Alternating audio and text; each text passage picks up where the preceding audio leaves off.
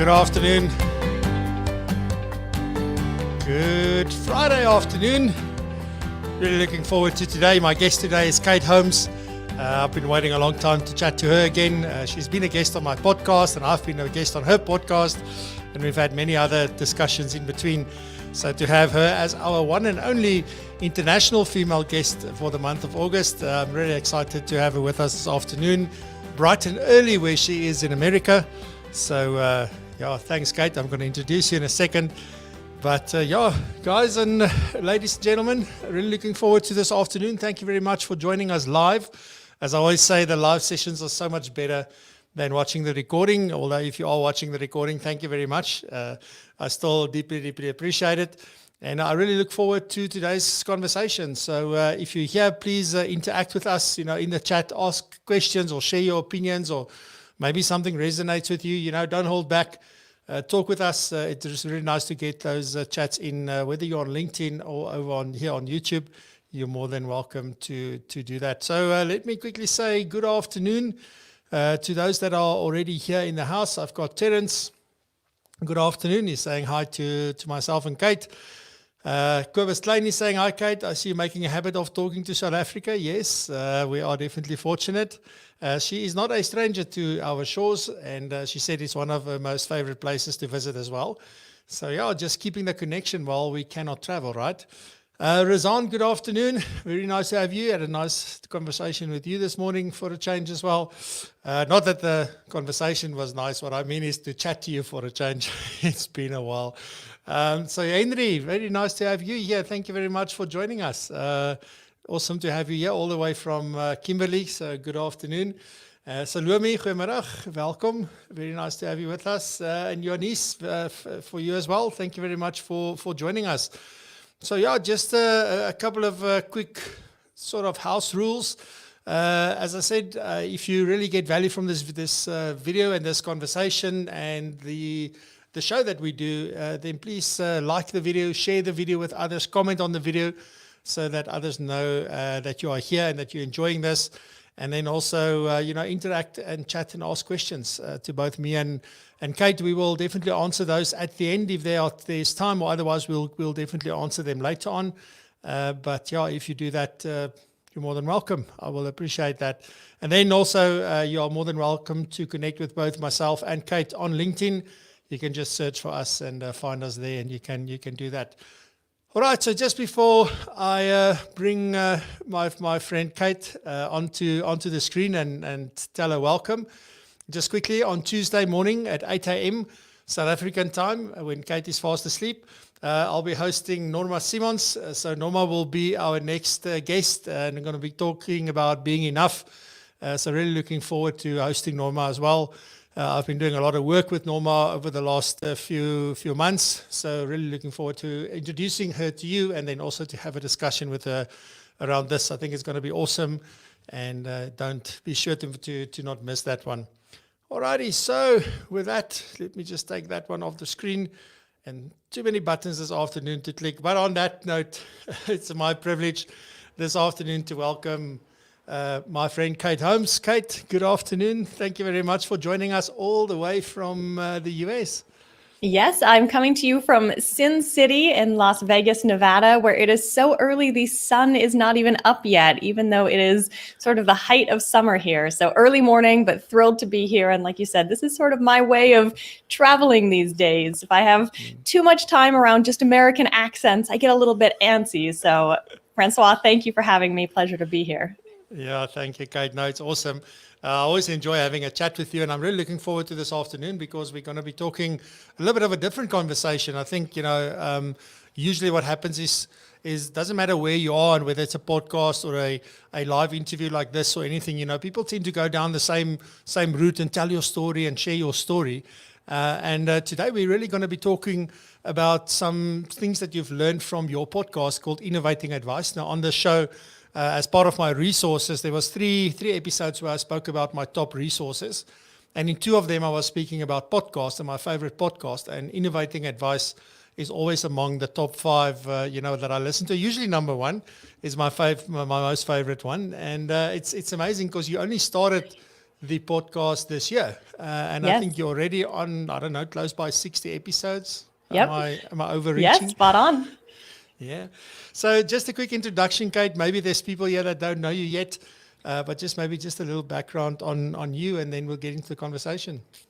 Yes. Well, quick background on me. So I actually got my degree in photography in Australia. And I say that to say that I have a bit of a different background. And actually, a lot of people in financial services do, which I think gives us a unique perspective on what innovations need to happen in financial services. So I've been an advisor for 15 years. I'm a CFP professional, and I've spent a lot of that time coming into financial services, looking around and kind of going, a lot of this isn't working. And so I've been very passionate over the years about creating innovations in financial advice and financial planning all over the world, because there are millions of people that need great advice and planning that have been unserved or underserved by traditional advice and planning. So I love working with advisors all over the world to innovate in their businesses, to adopt technology, which is our friend, and we're seeing that through this pandemic, to look at bringing in new fee and service models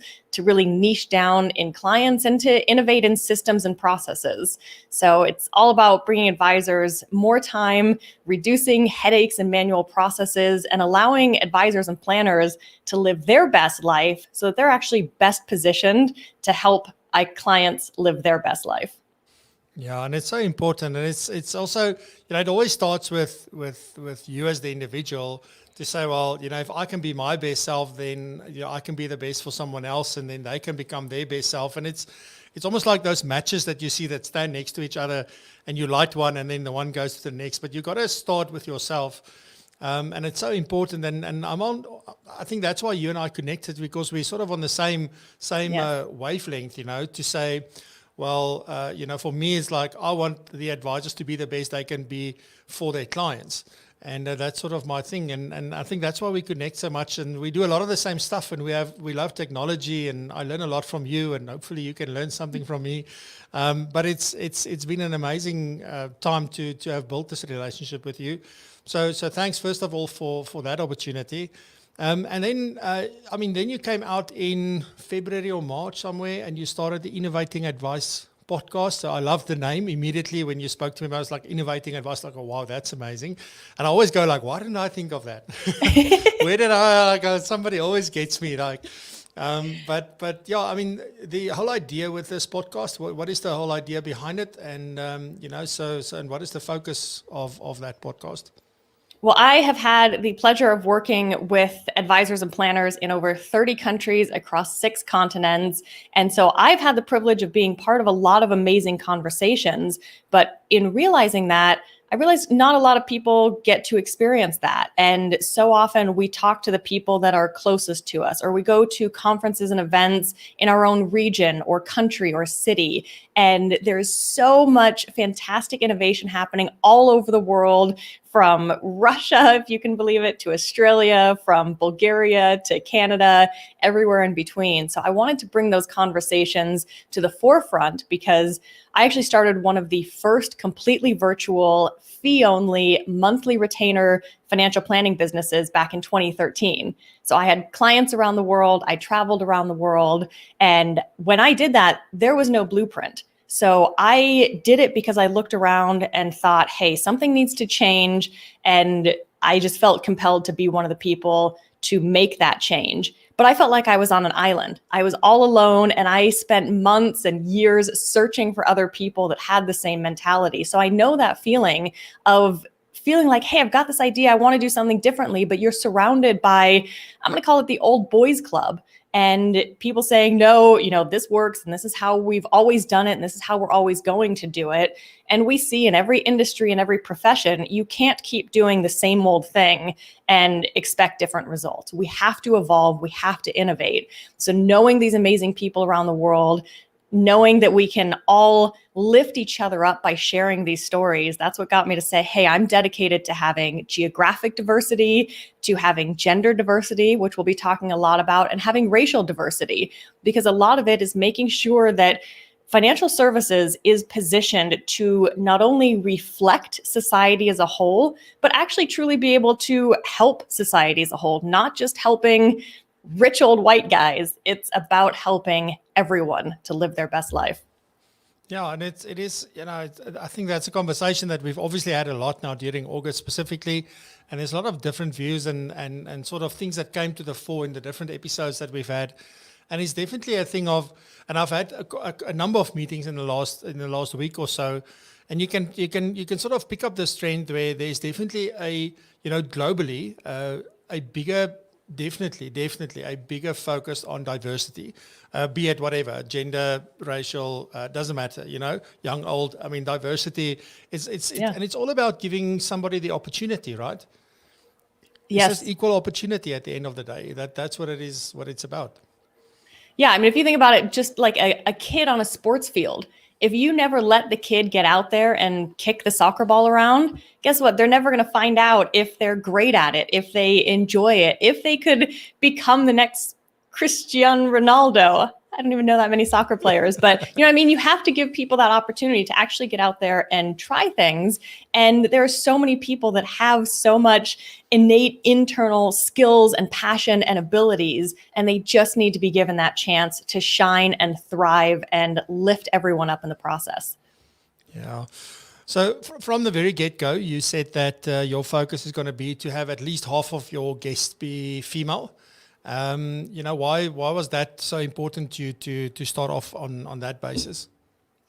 So I'll take a quick tangent and say one of the things, and I'll touch on this later, but next Tuesday's episode is actually with a woman named Kate Howerton, who's here in the US. She's a great CFP professional, and she's part of the LGBTQ plus community. And we have it was a vulnerable conversation for me because it was me learning a lot of things that I wasn't sure, terminology and how things, should be talked about. And one of the conversations that we have on that podcast is around male and female versus women and men. And so that's been one of the lessons that I've learned. And so I'm very conscious of the language that we use to make sure that we are inclusive. And so rather than saying female, which actually relates directly to the sex that you are assigned at birth, we should be using women and men, because women is your actual gender identity. And regardless of the sex you were born as, it's what you identify as now. So I say that I'm dedicated to 50% women on the show. And that was because, again, if we think about serving the entire population on planet Earth, we have 50% women. But you wouldn't realize that looking around financial services. And so when I left my job last year, I wasn't actually sure exactly what I wanted to do. And so I spent the last quarter of 2019 sort of looking around and thinking, okay, I love working with advisors. I love innovating advice. How can we kind of do this? And honestly, I was exhausted and dismayed at everything I looked at was just white men everywhere. And I was looking at conferences and the lineup is, 90% men, and getting, events for virtual events. And you'd see, 15 people. And again, 90% of them would be white men. And knowing that I have worked with incredible women, like I said, all over the world, and women that are strong and smart and capable and in these powerful positions. And I was like, why do we not see that? And so knowing how I felt, and I have actually, I'll be honest, I've thought about leaving financial services numerous times over the years. I love traveling, and I've always thought maybe I'll, do something with that. My husband is a pilot. But again, I kind of stopped, just like I did when I started my business in 2013. And I was like, I can either leave financial services or I can stay and try to do something to change it. So because I was so frustrated not seeing women and minorities equally represented, I realized I need to stay and I need to do something about that. Okay. So, and I mean, why is that? I mean, that's obviously very important to you, because you and I have had a few offline conversations and things like that. So you're not shy of making your opinion known. Obviously, it's very clear. So, but what is driving that importance for you? So why is it such an important thing for you that you feel like it's Kate's job to help and change this? What is it that's driven you there? Oh, I think it's just that feeling of, and I've experienced it, and I don't think you're going to meet a single woman in business anywhere in the world that hasn't experienced being thought of as maybe less than, being in meetings and having your opinion disregarded because you're a woman, having people treat you like you're there to fill a gender or minority quota. It's just a crappy feeling. And I think part of that is because we keep, I'll say, glorifying men. And I as you said, I am opinionated, and so I'll go kind of all the way. But if we don't have enough examples of these strong, great women and saying, hey, we respect them and women should be listened to and their opinions are valuable and their input into how things should be done should be taken seriously. We don't have enough of that. And so that is actually, and this is one of the lessons I've been learning, as much as I've experienced it in business, I have learned a lot just in doing this podcast over the last 5 or 6 months. There are so many unconscious biases that we all have, and I've even been alerted to some of my own. So when we have this society built the way it is and running the way it is, it's unconscious. So it's not that anyone intends to put women down. It's not that anyone is, trying to push women aside. It's actually just how society is built and how we're raised from our very earliest days, whether anybody realizes it or not. You know what's amazing for me right here, this second where I'm standing here, is that it sounds like you're living in South Africa. Because this has been a sort of theme that has come up where a lot of the things that you just said has been said, in conversations that I had recently. And it's just amazing. So this is an international thing. It's not a South African thing. It's not a US thing. It's not a UK thing. It is a worldwide thing. And I think that is why it needs to be addressed in that. And, I've said this before, like it's amazing. And I think maybe that's the problem, why I wasn't so aware about this, because that's not the way that my mind works. For me, it has never been about, I trust the man over the woman. And in my life, if you see how many women I've worked with, it's actually it's mind blowing because I get along with them better. And it's just, to hear these stories. And when I had Jay on the other day, she was the first one that made me aware of this back in 2018, where she was telling stories, and I was thinking but I mean, really? Is that happening? Are men and as you said, I don't know if it's always it must be some of the times. It's definitely maybe, it's on purpose. It is the way that they behave in a certain manner. But there's also many of us that don't behave in that manner, but we're also not, how can I put this? You're not aware of what's going on. You're actually oblivious to what's going on, and therefore you don't say anything, you don't act on it, you don't really play any role to change anything. So this is now an important thing where I'm getting this whoa, this is I swear you live in South Africa or you've been here for too long, but okay, this is an international thing. And Francois, if I can say one quick thing. So one of the things when it comes to an unconscious bias, one of the easiest things, and somebody said this to me earlier this year, and I was like, oh my gosh, again, as much as I'm, hey, all about women and equality and everything, if you're in a meeting and both a man and a woman walk in together, who are you instantly going to assume is the boss and who will you assume is the assistant? Yeah. Do you want me to answer that? Sure. No, it'll probably be the man. Yep. Unless it's Magda from Signia, she's the boss. So, but it's true. It's absolutely true. And I mean, now with this whole focus on getting 50% women guests on your show, has it been an easy thing to get so many? It has been so much harder than I ever would have anticipated. It was easy in the beginning because, again, I know great women all over the world. So I reached out to them. They jumped at the opportunity. Those were honestly among some of my favorite conversations that I had early on. But I wanted to expand the net, and I wanted to find people that, aren't necessarily the people that are always on stage. I want to use this as an opportunity for people to I want to use this platform for people that maybe don't otherwise have a voice to know, hey, you are doing something great. You are valuable. You have a story to share. And that's whether you're a man, woman, minority, across the board. And so I started reaching out to women, and it was fascinating.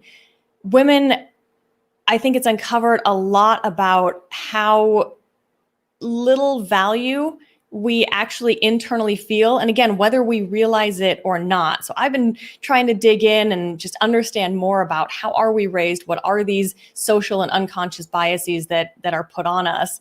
And so, for example, I have men reaching out to me all the time from all over the world and saying, hey, I'm doing this really innovative thing. I should be on your podcast.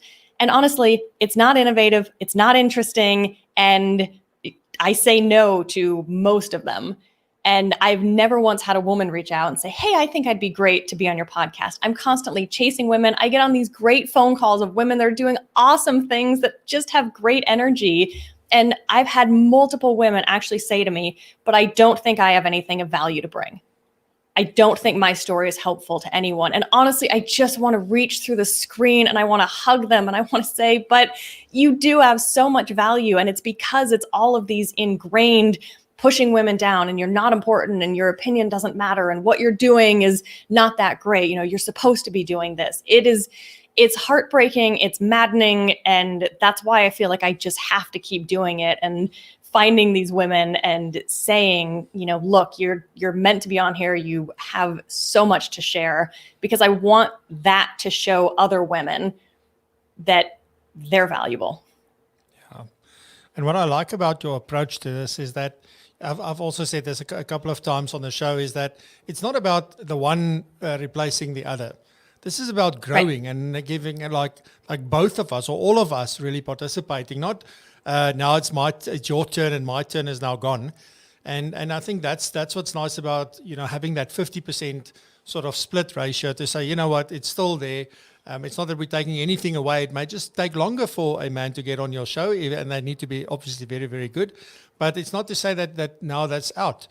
So it's not replacing the one with the other. And that's also an important thing. So I like the balance. I've spoken about the balance thing quite a bit, where I think, if you go to the extremes all the time, the answer doesn't lie in the extremes. It lies somewhere in the middle. And we will never get perfectly in the middle, but it will be close to the middle. That's where you will find where things start to work.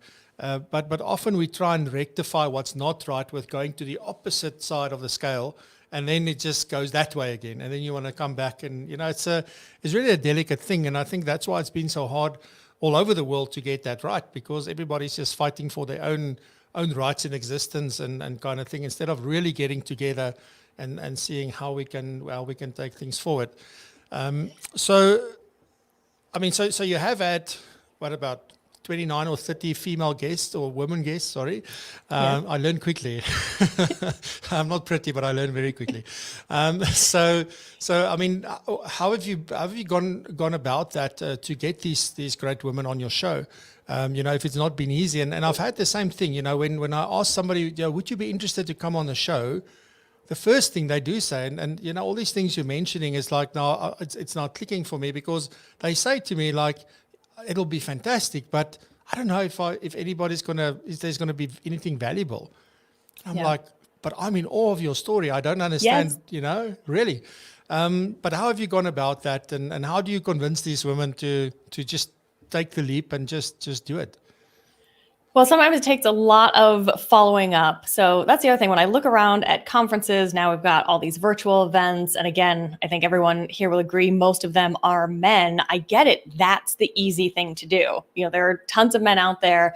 And when I was saying earlier that I say no to men, it was more to highlight the confidence that men have, and just this, hey, I am a man and so I am amazing. But again, that's how society raises us. They're not doing it to intentionally be cocky or arrogant. It's just these unconscious biases that we have that, again, just keep cropping up, and they're so fascinating. So in terms of trying to find women, most of it has been introductions from other people. And I have to give a tremendous shout out to Dave Bruno, who works at Inviso. It's a great AI technology company. He was on the podcast back in the teens somewhere, Swiss company. He lives in the US, and he has introduced me to incredible women around the world.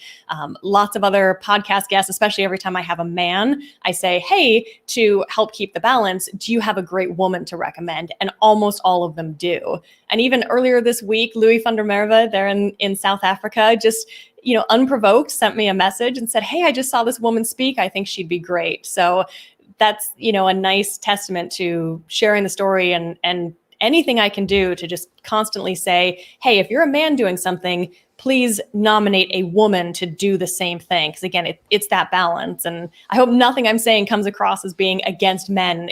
It's not. I've had incredible men. Francois, the fact that you have done this fantastic virtual coffee with Francois through all of these episodes, you're providing so much value, taking this month of August, this Women's Month, to do what you're doing. That is equally important as women getting out there. So it's having those advocates for women. Those male advocates are absolutely as important in getting this equality. Yeah, and it's about creating awareness. So I don't think there's any need to say, well, you're like, I don't take this as coming across like you're against men at all. I mean, I've known you now for a long time, and I know it's definitely not the case. But it is about creating awareness. Yeah. And I've been longing for a conversation like this, to have these straight up conversations, because it feels like all my episodes are always nice and well mannered and all that kind of stuff. I sometimes wish I was Jerry Springer, but you. Did you want me to start throwing? I can knock that. Wait, where is it? I can knock this over if you want. just wait until the end. So Okay. so. We for me, it's about creating this awareness. When I decided to do this series, was one of the main objectives of this, was to create awareness and to create that education, for everybody, not just for men, but for everybody. And also, I think for women to realize that because a lot of times I think they feel like they're so on their own that they don't even realize that, look, all of us maybe feel like that, or many of us feel like that. And it's to sort of create that awareness and that education around these issues. So I'm very comfortable to talk about that and to get it out there, because, as I said, it's not about being against men. It's about, listen, just become aware of this. It's like, anything. Like if I know what my weight is, if I get on the scale every single morning, or people say only do it once a week, but I tend to do it every day, then I know, then I eat less, because I know, shame, the scale can't go much further. But the problem is that if I don't do that, I don't care. Yeah. I eat and I go on with my merry days. It's exactly the same thing. Unless we know, nothing's going to change. And that's a very important conversation for you and I to have on this particularly. So my next question would then be, obviously you've had these phenomenal women on the show. I haven't listened to all the episodes, but I've listened to many of them. There were a few of them that really got me. Particularly Kim Potgieter, actually, not because she's from South Africa, but she told a story that was just like, how she got into financial services was because of what happened to her dad and her mom, and that really got me to say, well, I'm like a mom and dad currently, kind of thing, and so there's so much value from that. But what are some of the things that you've learned from some of the guests that you've had, or maybe all of them, that has really surprised you, and something that like even Kate didn't think about, and that just, what were some of those lessons? Well, and I'll say that Kim's episode is the second most popular of all of them by far. So that has been a huge hit. I still get feedback from that. That was one of my very favorite episodes to do. I've known Kim for years, but that was an absolute honor, and just so much value in there. In terms of things that I've learned, a lot of this, and I know I keep saying it, but it has been fascinating to me. And I realize that I still have so much more to learn, but it's been around these unconscious biases. And so I had Claudia Reuter, who is the author of Yes, You Can, How Women Start Up, Scale Up, and Build the Life They Want. And she works at Techstars, so she does a lot with startups. But honestly, this is a book. It's an easy read. I read it on a Sunday morning, and it's for any woman in business on any career track. I ate it up. I highlighted all over. And she talks a lot about how women don't advocate for themselves and our own unconscious biases. So things like, as a woman, where do you sit in the conference room? Do you wait till all of the men sit and then you're the last one to sit wherever there's a chair available, or you instantly go and sit in the furthest seat away? Saying things like, we do versus I do, because as a woman, you're often trying to be inclusive, right? And say, hey, we as a team, but if you did the work, just standing up and saying, I did this, or I think this. Apologizing, we hear that all the time. Women need to stop saying, I'm sorry, stop apologizing. Asking for what you think you'll get rather than what you really want. So this gets a lot into how women versus men negotiate raises, negotiate initial salary, negotiate promotions, and how often men will come into a job and say, hey, if I do X, I would like a promotion and a raise in 12 months. Versus women will often just do the work and think, hey, I'm doing really great work. My boss should be aware of what I'm doing. And I don't want to come off as bragging. So I'm not going to constantly point out what I've done. I just think that my good work will speak for itself. And therefore, I will get a raise and a promotion. Unfortunately, that's not how it works. You didn't lay out a clear expectation. So just all these interesting things. And it got me thinking back, and I was like, wow, like I've done a lot of those. And why is that? And I grew up around all men and working all over the world with men everywhere. It's like, it's just opened my eyes to the things that I do and the ways that I thought I was being a team player, but a man would do the opposite in most of those cases. And who has been some of your most like standout guests? I know it's sometimes maybe unfair to highlight certain guests, but there are always these standout episodes or guests. Who are some of them? If we can highlight them maybe for a second. Yeah. Well, again, I honestly, I will say Kim. So that episode and, what she's doing with building the Women in Finance Network, which is fantastic. She's got a virtual coaching program. So she's doing tons to Innovate Advice. And that's a coaching program for advisors and planners all over the world. Just the great things they've done at Chartered Wealth with the Wheel of Balance and the Bucket Wheel. I mean, I love those. And I've kind of incorporated those even into my personal life. Well, the other one I'll say, and I've got quite a few, but Dr. Mara Harvey. So she was back on episode 35. So she's in Switzerland and she wrote a book called Women in Risk. And financial planners, you'd think, oh, risk tolerance for women. But actually, it is the risk of being a woman. And she went through and did tons and tons of research on the risk of being a woman and how that initial gender pay gap when you first start out, how much, that grows throughout your career and can get to an endpoint where you can actually end up, and this was shocking research, which I think is what I titled the episode because I was just blown away. You can end up with 80% less in savings for retirement than a man because you start out less, you get fewer promotions. If you leave the workforce to take care of children and then you try to come back in, you're behind. I mean, it's endless. And so just thinking about that, and she's done lots of research kind of around how financial services is not doing well at engaging women.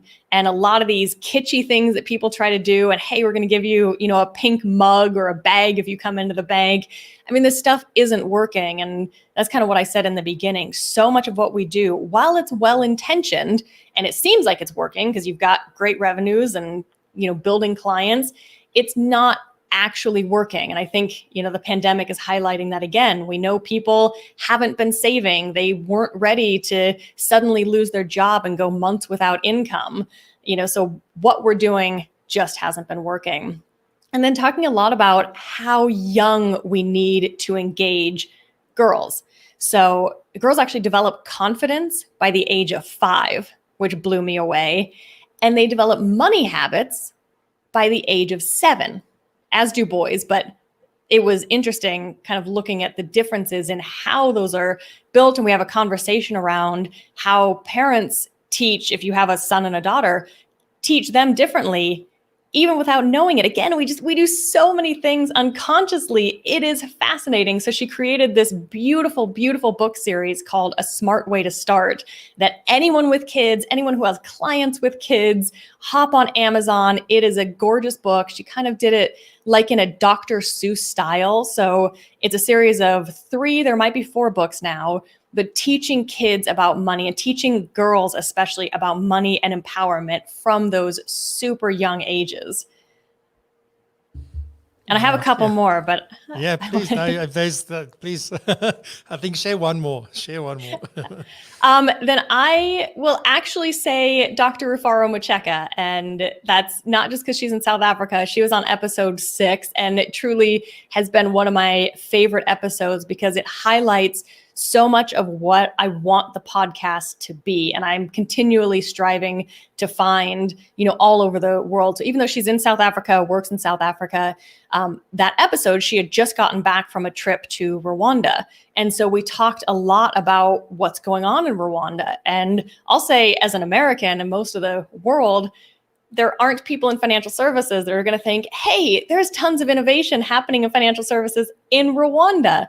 And just the incredible story of what that country has gone through the last 25 years. And again, it just highlights that, yes, we can all talk to each other in our little country or city bubbles, but there's just incredible stuff happening everywhere. And to keep our eyes open, to keep our minds open, and to know that we all, no matter who we are and where we are, have so much to learn from each other.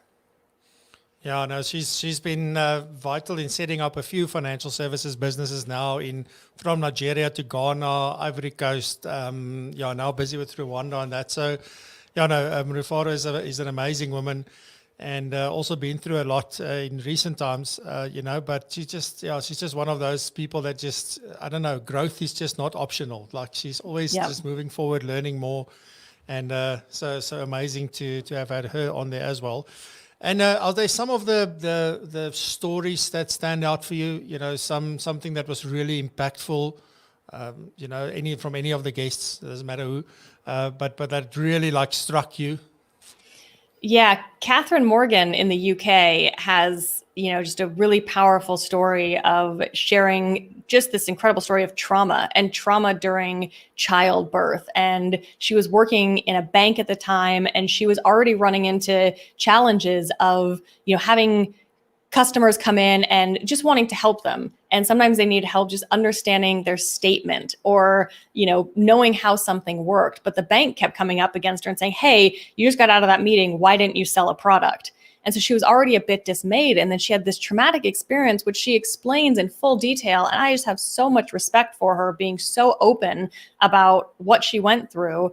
And the fact that she then turned that, she was like, I need to do something else. I need to get out there and help people. She talks about her own money struggles and challenges that she went through, and how she was like, look, I could, hide away and be ashamed about the things I've done, or I can turn this around and use it to help so many other people. And she has built just an incredible online coaching business. She works with women, and I love her story.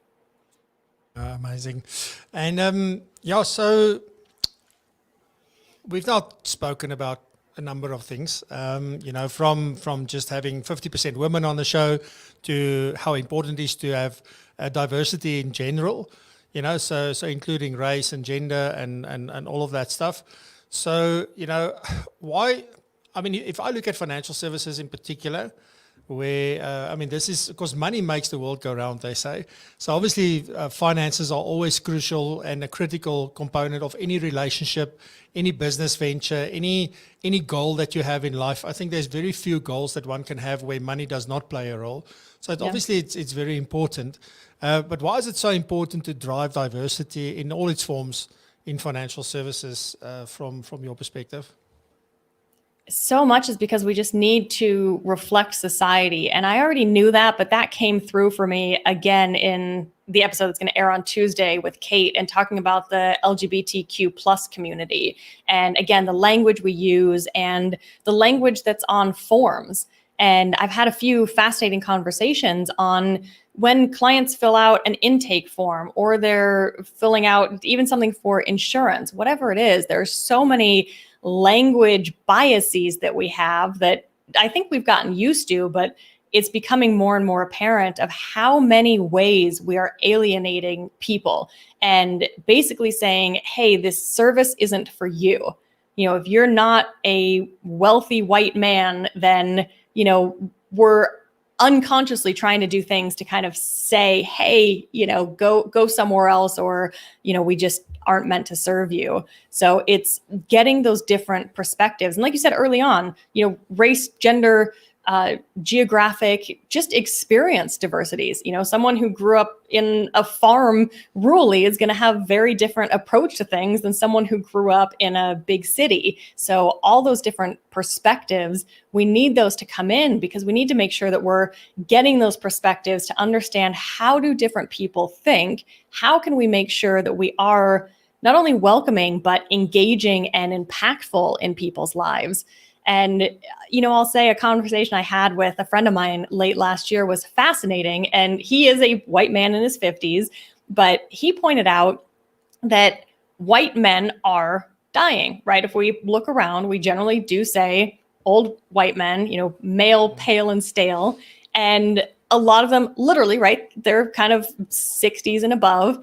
And the younger generations are more diverse in every aspect. So we had this interesting conversation around the subconscious elements of older white men and whether they, realize it or not. But a lot of them are kind of unconsciously holding on to this power of like, hey, I'm part of this establishment and we need to hold on as long as we can. And I think we're subtly seeing that play out in a lot of elements, even if we just stick with financial services, of small firms and whether they're, willing to do a succession plan with a more diverse younger generation, or willing to adapt or innovate within their business. So a lot of those interesting things are coming at play. It'll be fascinating to see what everything looks like 20 years from now. Yeah, absolutely. And so I think Patrick Bet-David said, I watched the video yesterday, I think actually, where he was talking and saying, like, in America, the average advisor is a 57-year-old white male. That's sort of what the stats say. But their business, so they've got an insurance agency there called PHP Agency. I don't know if you know it, but they said that their average advisor is a 35-year-old woman Latino.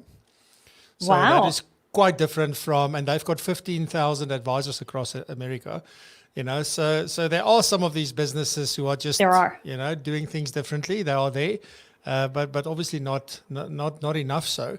And I think once women get this idea, or whoever, I mean, anybody that's been sort of, let's say, cut out of the game, or almost, be it intentionally or not, is the more they get exposure to this. And I think we alluded to this earlier when we started. It's like a kid trying out different sports or trying out, drawing. Unless you try, you'll never know whether maybe this is something that speaks to you. And it's also interesting. I belong to the Financial Planning Institute, and then I'm privileged to also, from time to time, attend the FISA meeting. So FISA is more on the fiduciary side, so doing estate administration and so on. You look at that, that's mainly women that attend those events, So it's like certain kind of jobs are more like we leave almost like for the deceased estates to be dealt with by women, because they've got more emotional intelligence and they care more. And on the other hand, let the men sell the policies. It's almost, if I look at it from that perspective, that's really what's happening. So women have sort of been drawn to certain kind of occupations. I remember back in the day when I worked in the bank, I think I was one of 3 men that worked in that branch, and it was quite a big branch. So it's, certain jobs were more suited for women, I think, back in the day. That was sort of how it was positioned. And that is completely, or it's starting to fall away in what I'm seeing.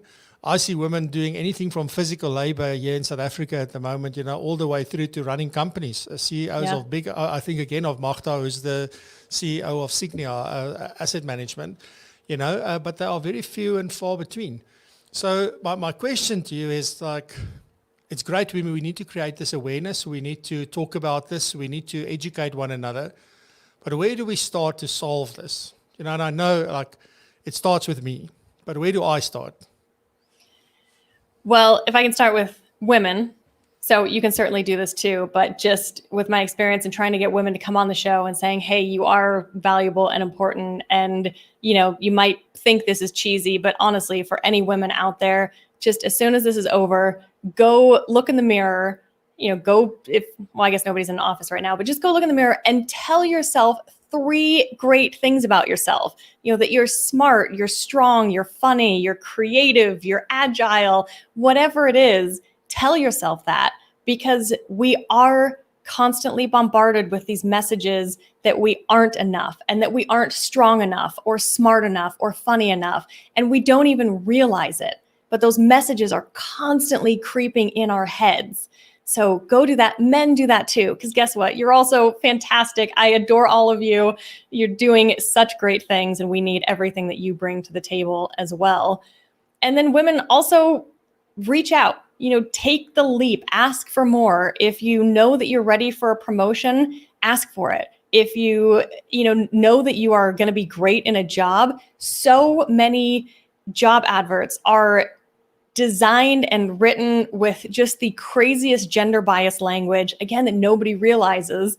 But one of the resources I'll be posting with Kate's episode on Tuesday, there are actually tools online that if you have a job advert, you can put through this tool, and it will actually show you, how gender bias is the language, because we know so often you'll have a job out there and all these unqualified men, I mean, this happens all over the world, all these unqualified men, they just, again, society gives them all the confidence in the world, so they apply for this job.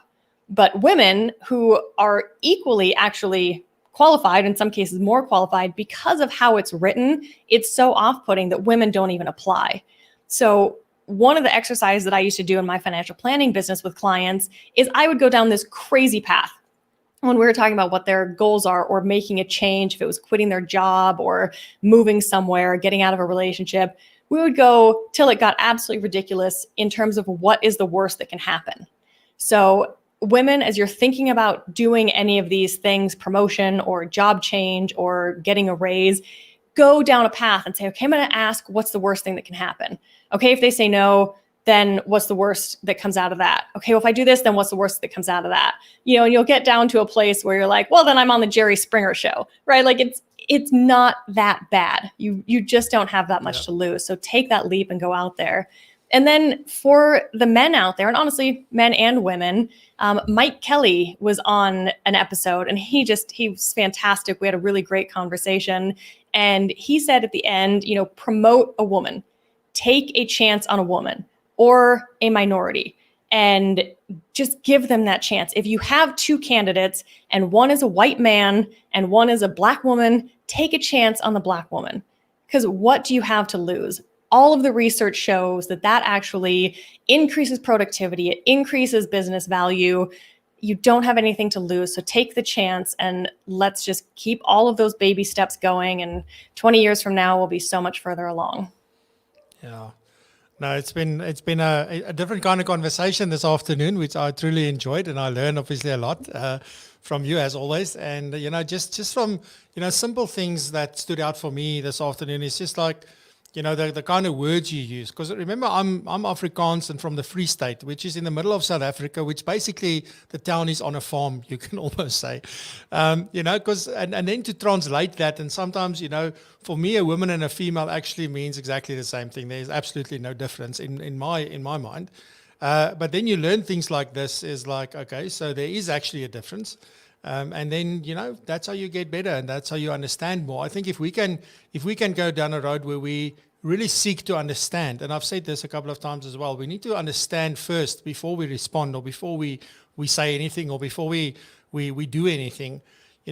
Make sure that you really understand. And it's one of the hardest things, I believe, is to, it's easy to say, I must put myself in your shoes.